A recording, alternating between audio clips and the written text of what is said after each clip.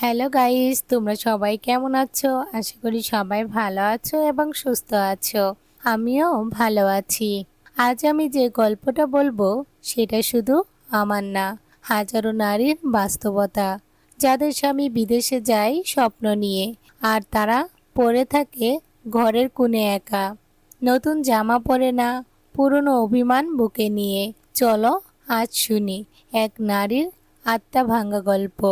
তুমি বিদেশে গিয়েছিলে ভবিষ্যৎ গড়তে, আমি এখানে হারিয়ে গেলাম শুধু তোমার অপেক্ষায়।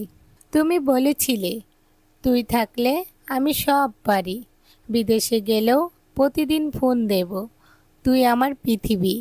আমি ভরসা করেছিলাম, কারণ আমার কাছে তোমার কথার দাম স্বর্ণের চেয়েও বেশি ছিল।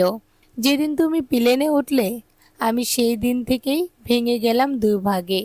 এক ভাগ তুমি নিয়ে গেলে কাতারে, অন্য ভাগ পড়ে রইল আমার চোখে মুখে চিন্তায়। মা জিজ্ঞাসা করে, জামাই ফোন দেয় না? আমি মুচকি হেসে বলি, অফিসে ব্যস্ত হয়তো। আসলে সেই দিন 3 দিন হয়ে গেল তুমি ফোন দাও না, মেসেজও আসে না। এক সময় ফোন এলেও কণ্ঠে খুশি থাকতো না, তোমার শব্দের ভিতরে ছিল বিরক্ত। আমি জিজ্ঞাসা করতাম, তুমি আগের মতো নেই কেন? তুমি বললে, তুমি বুঝো না কিছুই, আমি অনেক ব্যস্ত। আমি বুঝতাম তুমি শুধু সময়ের ব্যস্ত না, আমার ভালোবাসার জায়গায় আরেকজন এসে গিয়েছে হয়তো। হঠাৎ একদিন আমার বান্ধবী বলল, তোর স্বামী নাকি ওইখানে অন্য মেয়ের সাথে বিয়ে করে ফেলেছে। আমি হেসে বললাম, এমন হয় না। কিন্তু মনের ভেতর তখন থেকেই কান্না। তারপর সত্যি জানলাম, তুমি আমাকে ফেলে ওইখানে নতুন জীবন শুরু করেছ।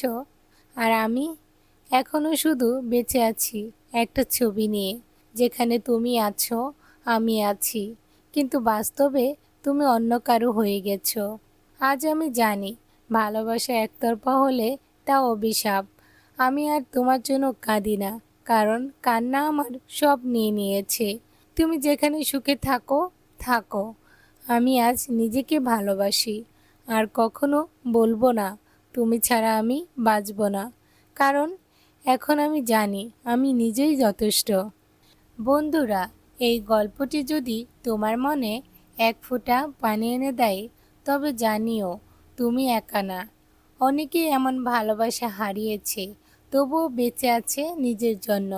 তোমার জীবনেও যদি এমন কিছু ঘটে থাকে যা তুমি আমাদের সঙ্গে শেয়ার করতে চাও, তবে কমেন্টে লেখো।